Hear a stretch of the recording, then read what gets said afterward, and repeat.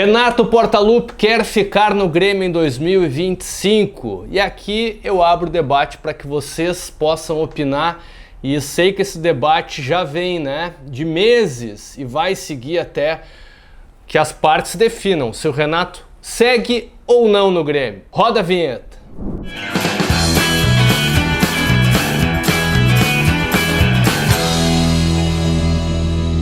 Salve rapaziada, Renato no Grêmio em 2025. Essa pauta, ela não é nova, mas ela veio à tona novamente depois de mais uma entrevista do Renato Portaluppi ao grupo RBS de comunicação. E de por que só o grupo RBS, Mas isso é uma outra pauta. A primeira é a seguinte: te inscreve aqui no canal CR Sport Clube, assina as notificações, porque eu vou estar trazendo sempre opiniões sobre o mundo tricolor e logo ali na frente vamos voltar com as nossas entrevistas. Mas a pauta é a seguinte: Renato Portaluppi concedeu mais uma entrevista para o grupo RBS, lá para o baita jornalista Marco Souza. E aí, dentre tantas coisas que o Renato falou, a que mais vem chamando a atenção é a seguinte: o Renato, segundo ele mesmo, se pudesse, faria um contrato vitalício com o Grêmio, ou seja, ficaria para sempre no Grêmio. Mas aí, vamos para a figura Renato treinador. Ah, Serra, mas e o ídolo? Bom, o ídolo ninguém questiona. Ninguém questiona o Renato como ídolo. E tá falando um cara aqui que tem o Renato tatuado na perna direita, na famosa batata da perna, comemorando um dos gols do Mundial. Então, assim, o Renato como ídolo, como personagem do Grêmio, o cara que marcou os 2 gols mais importantes da nossa história e que nos ajudou a ter o título mundial de clubes, está lá. A sua estátua está lá, vai ser sempre reverenciado. Mas aí eu jogo a pergunta para você. Vocês acham realmente que o Renato, como treinador, ele merece continuar no Grêmio por tudo que ele construiu? Vamos lembrar o Renato, lá ainda na final da Série B, voltando. Tudo isso desses anos para cá, principalmente o ano passado e este ano, será que o Renato tem condições? Ele apresentou algo como treinador? E aí é que vai o meu questionamento. Minha opinião é de que o Renato deu o tempo dele no Grêmio. Por quê? O Renato, ele por vários motivos se acomodou no clube. O Renato, ele muitas vezes, pelo tamanho que ele tem no Grêmio, ele acaba tomando decisões que ele não deveria tomar. Ele acaba tomando decisões principalmente em contratações que talvez ele não devesse. E aí vou citar uma contratação esse ano que passou por ele, eu tenho certeza que é dele, que é do Rodrigo Caio.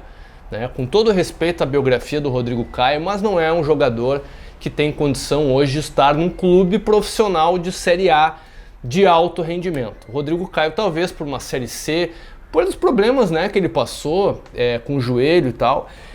Isso é uma das poucas coisas, pessoal? Eu poderia trazer aqui o fato de que o Renato, nas entrevistas coletivas, ele não fala de futebol, ele não fala do trabalho dele como técnico, o que ele pensou em determinado jogo, por que ele não escala o Cristaldo e o Monsalve juntos, qual é a dificuldade que ele tem para encontrar um time que consiga ser equilibrado no ataque com o Monsalve e o Cristaldo e na defesa, na hora de recompor com esses 2 jogadores que tecnicamente são os 2 melhores jogadores do grupo e em determinado momento os 2 nem jogam, nem começam o jogo. Só lembrar do último jogo contra o Fluminense, Os 2 começaram no banco de reservas e aí a gente viu no que deu. Então assim, o time mais do mesmo, não tem uma proposta tática, é só o papo de enchente que...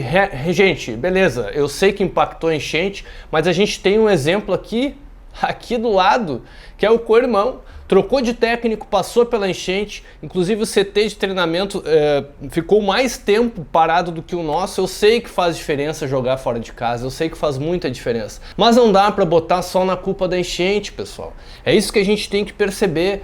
Eu vejo como gremista, e eu sou gremista antes de ser jornalista, que nós merecemos mais. O clube merece mais. Tá na hora da gente ousar um pouquinho mais. Vamos pegar as contratações do meio do ano, Monsalve, o Aravena, o próprio Arezzo, foram boas contratações de jogadores promissores jovens. E o que o Renato está fazendo com eles? O Renato deixa o Arezzo no banco e prefere botar o Diego Costa, que até agora a gente vê que não tem condição de jogar, não voltou no mesmo ritmo. Então, por esses e outros motivos, eu vejo que o Renato não dá, deu. Renato, muito obrigado, né? A gente vai sempre agradecer, mas cara, vamos pensar fora da caixa, vamos trazer um treinador que chegue numa coletiva e não fique brigando com o repórter, não fique sendo mal educado com o repórter, que não espera nem o repórter terminar a pergunta para dizer que o repórter não pode falar sobre aquele determinado tema, né? Dizer que a culpa de tudo é da enchente, que tem que falar da enchente,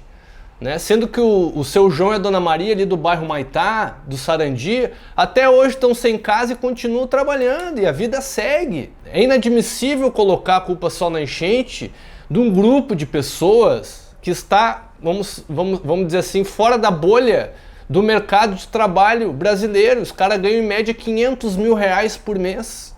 Não dá para fazer isso, pessoal, entendeu? Então assim, Renato, muito obrigado por tudo, mas ó, esse teu discurso, e aí vamos lembrar das entrevistas do Renato, né? O Renato concedeu também a entrevista para o mesmo grupo RBS meses atrás, falando que alguns clubes estavam interessados no seu trabalho. Pois bem, se chegou, né, foram buscar informações que era o Cruzeiro, que algum ali intermediário tinha conversado com o Cruzeiro, oferecendo o Renato e tal, não chegaram no acordo, aí deu toda uma crise, o Cruzeiro respondeu, o agente do Renato respondeu também, beleza. Chegou no nome do Corinthians, mas parece que não evoluiu a coisa. Agora veio o Renato, e agora nessa entrevista ele não disse que tem propostas, que tem clubes querendo o Renato. Só está muito magoado que realmente, Renato, a torcida e quem mais te defendia, talvez alguns ainda admiradores do Renato, né, que pode fazer a cagada que for, mas o Renato segue treinador. Parece que a torcida do Grêmio realmente acordou, a maior parte, e não quer mais o Renato treinador. O ídolo sempre vai ser o Renato.